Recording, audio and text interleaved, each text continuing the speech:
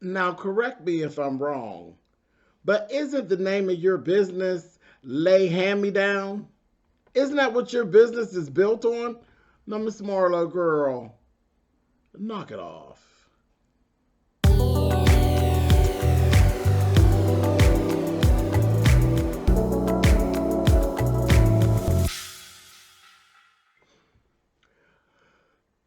Welcome, welcome, welcome, guys. Listen, thank you so much for clicking on the video. This is my review for Real Housewives of Atlanta, season 14, episode 7, where Marlo Hampton is doing the most. Okay? Marlo is doing the most. But before we get there, let's do this. We're still at this party. Now, this dinner party for Sonia here. Drew has now shown up, and I'm like, okay, what's going on here? So Sonia had actually brought her gold medals, and she literally like had the girls try them on and all of that, and they were basically celebrating her. Um, I don't know. I really don't know what this thing with Sonia and Drew is. It's kind of weird. It is. It's really weird. There's been a lot of things in this night. A lot of feelings about who really is fake and who's really clout chasing and different things like that. Um, Drew made a comment. The next thing I know, you got Sonya talking about, girl, put some respect on my name. You put some respect on my name. I am a 4-time medalist. And I'm like, it's weird. Like the energy's weird to me. It's like Drew can't even make like a little joke or anything. It's like they're just on the other side of the tracks, and I don't know that Drew realizes that they've jumped tracks. Anything she does or says, Sonya's like, wow. I'm like, girl, you got an X on your back as far as Sonya is concerned. All this inviting and uninviting, and I don't know about that. I don't know how I feel about that because you're doing two things. Like it looks to me like Sonya's doing the very thing that she's accusing Drew of doing. Like you being kind of fake. Oh, I'm glad you came. What? So you have somebody to beat up on? So I don't know. I don't know. I get it when you say you don't like some of the things that she does, but you're not. Who are you? Like you're not the morality police as pertains to Drew. So I don't know about that. But anyway, then Drew took and threw Kenya in for Candy.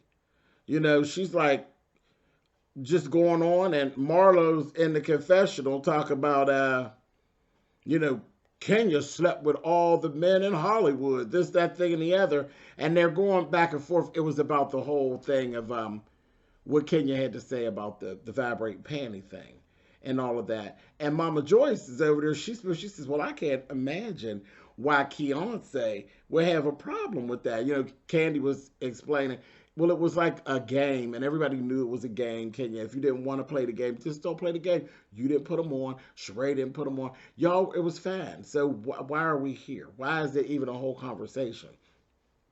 And um, like I said, Sonia's mother was, when Drew and Sonia got into it, her mother was real. She had a lot to say. I'm like, lady, shh. Mm-mm. We don't need the unfair advantage of mothers jumping in. Mama Joyce too.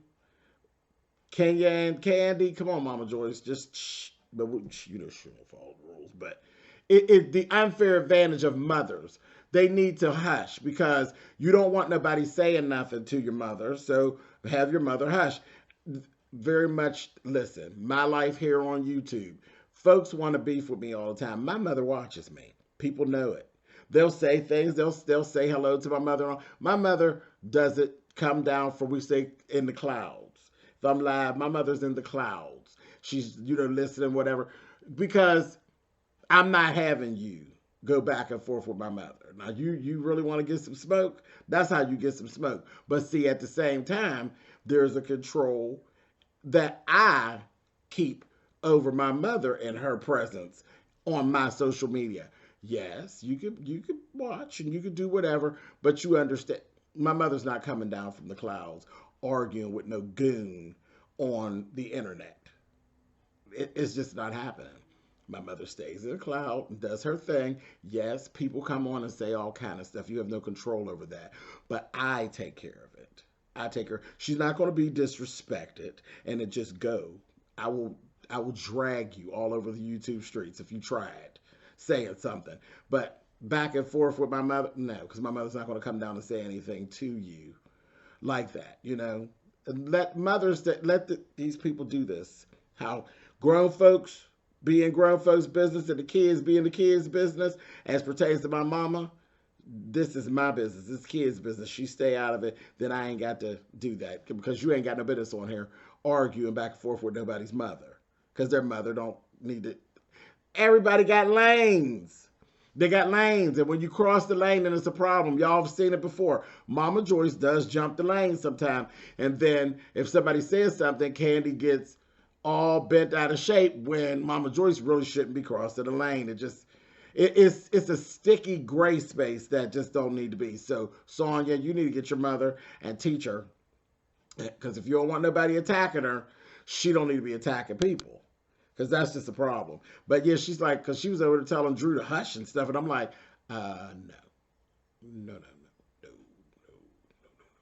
Because when we get into the realm of battle, your mom would need to not be saying nothing to me, child, when we get to battling. Like that's, if you want respect, you have to get it. And then you have to give it. And you have to stay out of those areas. Definitely, I'm all for respecting the mothers. But if the mothers is being disrespectful and telling Drew to shut up and stuff or be quiet, that ain't respectful because she's not Drew's mama. She not Drew's mama. She not. Now, there was nothing wrong with them giving like a little saying, now y'all need to, come on, y'all arguing about stuff. That's cool. When you're speaking to them as a group, as a mother over the whole group. But when you are, your daughter is arguing with a person, you don't get in and tell the other person to hush, or you don't give anything, really. Just leave it alone. Just leave it alone. If you want somebody to shut up, make your child shut up. But speaking to somebody else's child that is an adult, it's just a sticky gray area that is easier not touched. It's just the area is too gray. It really is.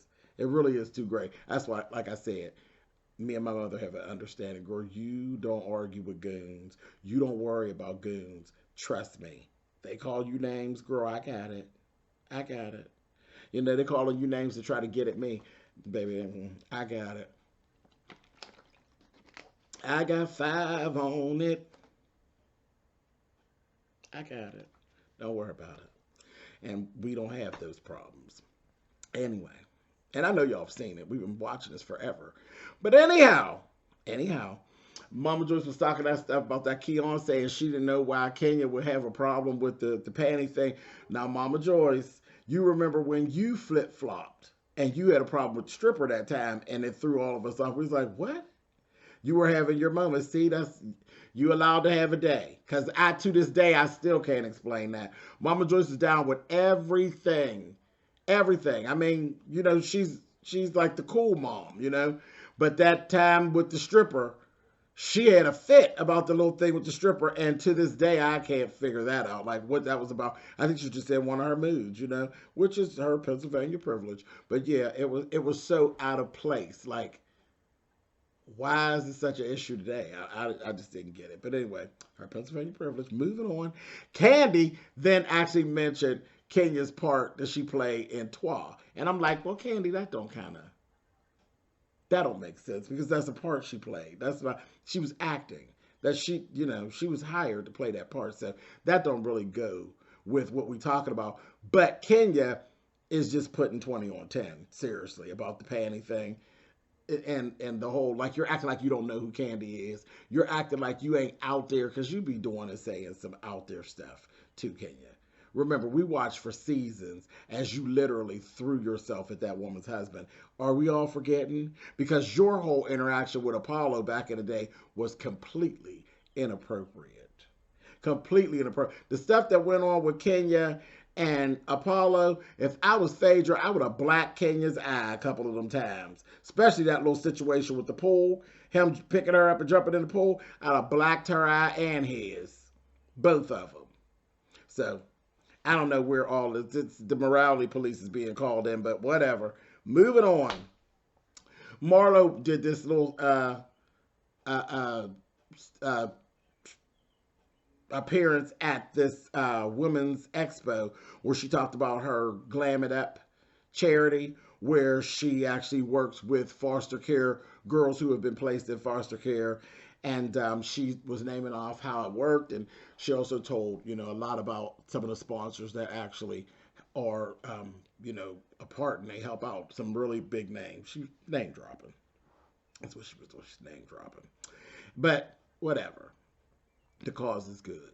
The cause is good. Children in foster care need somebody to care. That's what it's about. So that was cool. Then there was this whole little scene where again Marlo goes and puts this 20 on 10.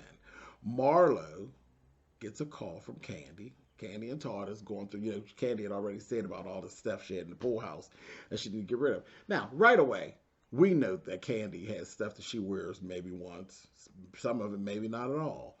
And she was saying, I'll go ahead and donate this stuff to Marlo for the girls. And some of that stuff was pretty expensive stuff. Todd said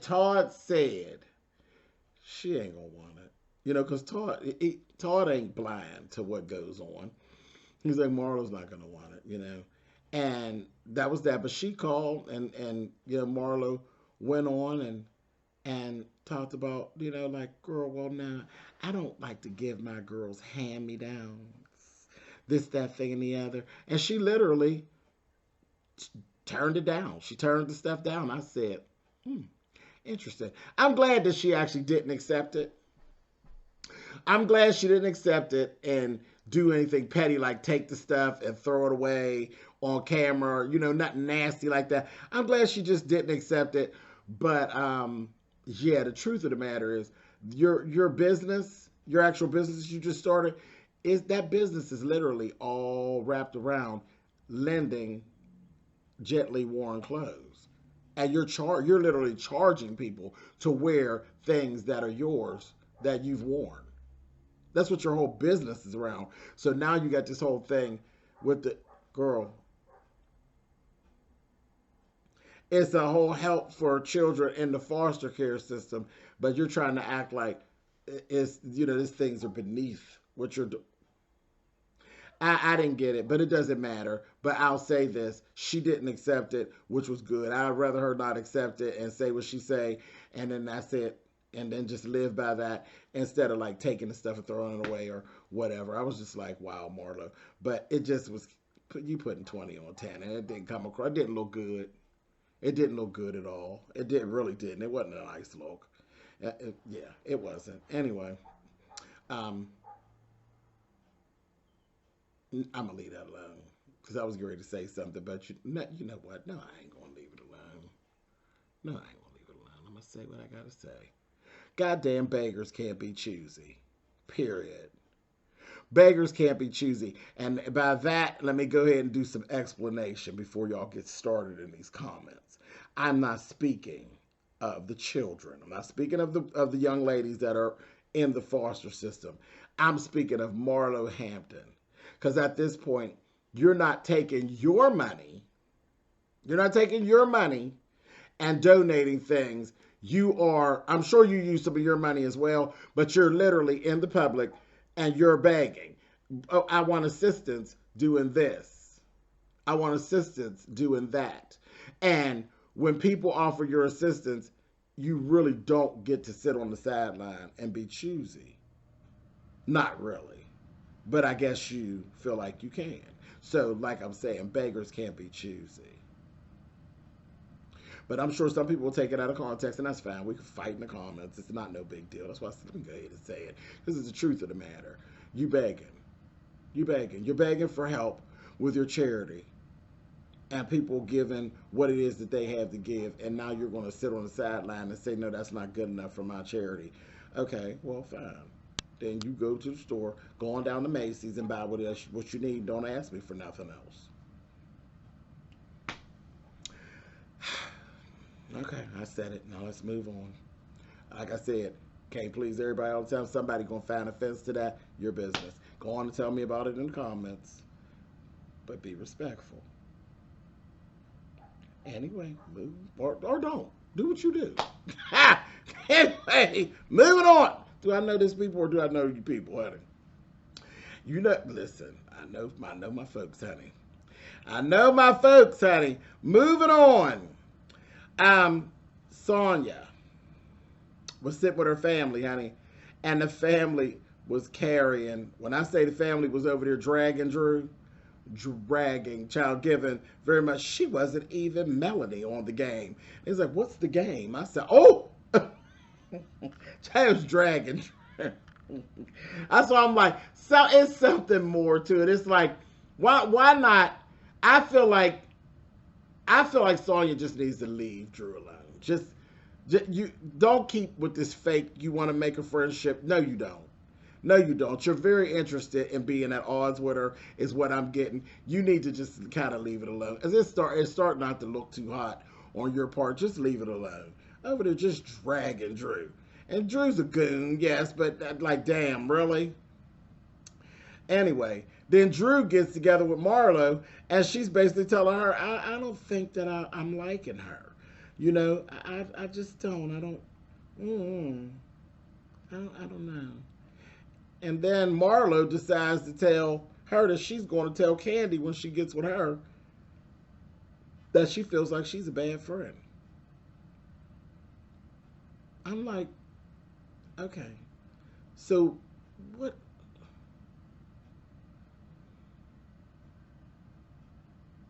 Does it feel like people are trying to make friendships with people that they really don't want to be friends with? That's what it's kind of coming across as. Sonia, Marlo, Drew. Like, what's up? What's up? Sheree seems like she's in like a constant situation where she wants to break friendship with Candy. Like, what is going on? But I guess everybody doing it for a storyline. But damn, like, come on. Anyway, speaking of Sheree, she meet up with Jack Daniels, her life coach. That's so funny, that man's name was Jack Daniels. But he basically told her, girl, you need a drink, honey. You need a drink and refocus your energy on your business. Go on and refocus your energy on your business and don't drink no more jailbirds. Just don't, none of it's a good idea. Of course, she came through and said she's not really done with Tyrone, but she's really, really hurt. He basically told her, you need to be done, but walk it at your own pace. But after you're done and once you get him out of your system, girl, no more jailbirds. Don't go back down the same road because it's foolishness. That's that. All right, moving on. Kenya then sat with Sheree. And Kenya tells her, she said, I'm in this whole position right now where my personal life got so messy that I've basically let it sidetrack my business and I done kind of messed up where I am literally looking at maybe losing my complete business because I've been so lackadaisy about things that I was supposed to be doing, and she was giving her good advice. And I thought that was really cool for Kenya to even be that transparent to let her know how big she is screwed up.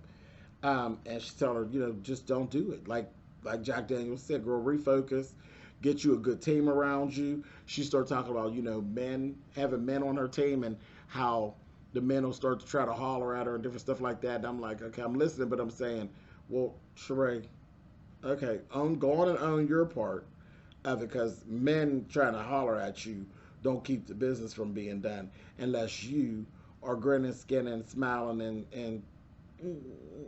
and getting caught up. But if you can't maneuver with the men, I'm like, Kenya, build you a team of women. Build you a team of women. But the thing is, really, you got to work on Sheree. Sheree needs to be ready to work with She by Sheree. Because if you're really ready to work on your business, it doesn't matter what happens with anybody. You're going to take care of your business. And that's what you need to do. That's what you need to do. Kenya then approached the whole thing about Marlo being a double agent. She used that terminology, and I fell out laughing. Just a double agent. I just got done talking about double agents on one of my lives. I was talking about double agents, honey.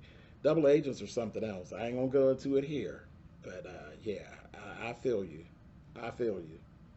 You know, so every time I turn my back, seems like she's trying to paint a bad picture of me and turn folks against me and different things like that. Now, it was good that they actually had this conversation because in the midst of this, Kenya and Sheree was able to actually straighten up how Sheree was starting to feel because that seed had been being planted by Marlo. And you could tell, we could visibly tell that Kenya has not been feeling well. It's right there. The proof is in your face. The last few times you've seen her, she doesn't look like she feels well. And she still was kind of under the weather. You could see it. They end up, Marlo talks about her sister actually is having an issue where she's refusing mental health rehabilitation and the judge is pushing for it. The judge has said, I'm not letting you out. I'm not just going to let you out onto the streets to roam and be all whacked out. I'm not going to do it. I will release you into a rehabilitation program. But other than that, no, I'm going to keep you locked up. And she's refusing. She's refusing. So Marlo got some stuff going on as well. She actually did have a whole little situation with her nephews where, you know, it was right after they had this luncheon. I'm going to tell you all about the luncheon that Kenya threw. But right after the luncheon, she actually had a phone call, FaceTime with her sister, the lawyer, and the boys. And it was really sad because she's just gone. Like right now, she just needs some help. And she's still, even they thought maybe seeing the boys would jar her into saying, you know what, let me go ahead and accept the help so I can get to my boys. But that didn't help. Baby, she's gone right now. She's gone. And I don't know. It's going to take God, really, to get her back. That's what it's going to take. Because you look at your children and the children didn't turn it around, maybe y'all go on into prayer, honey, because that's what is going to be needed. It's going to be between her and the Most High at this point. I felt really bad. I felt really bad for Marlo. I felt really bad for the boys. As much as Marlo's been, and I'm going to say this, Marlo's getting on my nerves. She is really getting on my nerves because she's being really nasty. She's been really divisive and really nasty. But when it comes to this, she's doing what needs to be done. There ain't no reads, ain't nothing bad to say. It's really commendable about what she's doing and how she's handling it and how she's holding up. And she old mean old heifer, but she really is. She's soft, but at the same time she got a tough spirit because baby, she was holding it together. She looked beautiful. Well, she always do. She always be clean. But she had this red suit on. She looked beautiful. Absolutely beautiful. But, baby, she was holding them tears back. I was like, I know. I was like, shit, Marlo. Girl, she was making my chest hurt. I was like, girl, just go on and cry. But she wasn't going to do it in front of them boys, honey. And she told me we're going to cry for 5 minutes and then we're going to move on. You know, we're going to move on. And she hugged them boys, told me, you know, even the meanest person and the person getting on your nerves the most, when you see something like that, that's just the reality of things. And listen, it's something to deal with anybody who is dealing with mental health issues, anybody who's a junkie. It is taxing on the whole family, not just them. It's taxing on the whole family. I get it. I get it. So kudos to you for that, Marlo, but you are being a bit of a bitch in all your other areas. Anyway, let's go on to this luncheon. Kenya has this little luncheon, and Candy's in LA, so she's not there. Kenya check Marlo because Marlo went to doing her thing. She talking with them, with the group, and she starts trying to drag Candy about the clothing. And Kenya checked her. Kenya was like, girl, now come on, Marlo. I was in the foster system just like you were in the foster system. And then she's like, I always got hand-me-downs and this, that, and the other. She's like, Marlo, I understand, but whenever people brought you hand-me-down, you needed them, and we're appreciative of them, and like that's just out of order, and it's just not a good look. Kenya said everything that I was thinking. I was like, oh my God, come on, Kenya. You know, me and Kenya used to be button heads, but Kenya, everything Kenya said to Marlo made 200% sense. Marlo just being nasty, and it was because it was Candy. If it had been anybody else, I don't think she would have said anything. She'd have repackaged up the things and made it look good like she do over there at Lay Usable Goods, honey. Get on out of here. She's being a mess, and Kenya was exactly right. Then Marlo took and going to drag Kenya for her wig. Now the wig was horrible, Kenya, and that's how I said I know Kenya don't feel well. And you could tell, you could still tell that she didn't look her best. She didn't look her best. She looked like she was tired. You know how you are when you're sick and it takes a few days and there's like fatigue, and you know them last couple days of you being not feeling well are horrible, you know. And that's what she looked like. She's like just pushing through and doing what she got to do. But that wig was awful. It just was not good. And when I tell you that Marlo jumped right on her, honey, she dragged Kenya about that wig. I said, well, Kenya, I can't help you with that. That wig is just jammed down on your head with the chin strap on. That was a tired wig, but whatever. Just being mean. And then Sonia apologized to Marlo and Sheree about the mommy shoot, because she said, you know, I felt really, really bad. Once I seen that you all really would have liked to be a part, I felt real bad. So I'm going to invite you to an out-of-town shoot that I'm doing in Portland. Now, this is the thing. When they first got to the luncheon, the first two there were Sonia and Drew. And it was this whole fake thing. Hey, are we okay today? Yeah, we're good. Okay. And soon as they just got right into it, like when everybody else came, Sonia just, wow. And Drew, you want to be, you know, you just acted like a baby. Oh, you're not going to invite me? Did she say she was inviting you? Why do you want to be invited? See, you look stupid. I tell you all the time, Drew, stop doing things that make us laugh at you. Now, that was laughable. Why do you want to be? See, this is the thing. You being fake. You're doing the things that she says you're doing. You're being fake because you don't like her as much as she don't like you. Both of y'all are being ridiculous. Both of y'all. She's using you as a punching bag and you're making yourself available. Playing victim.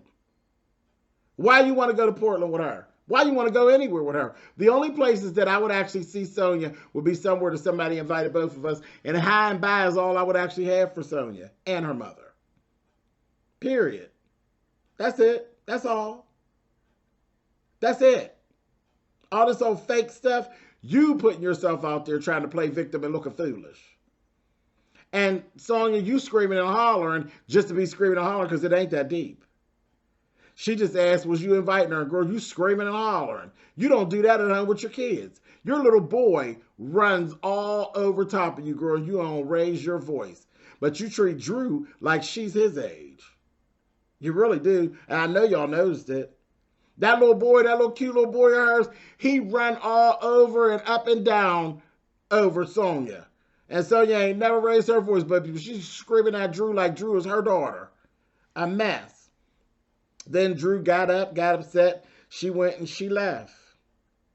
She left. And I'm like, this is what you needed. You said you didn't really like her anyway. She drove the wedge for you.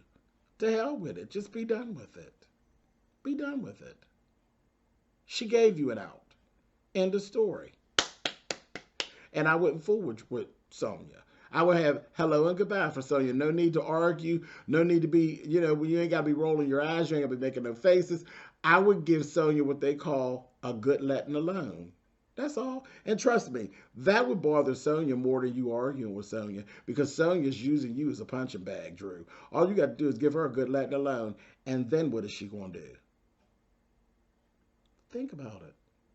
What's she going to do? You think we're going to have her back for a whole season? With you ignoring her and her trying to pick a fight with you? Think about it. You got to learn how to win. You playing checkers. This is a game of chess. I'll see y'all next week.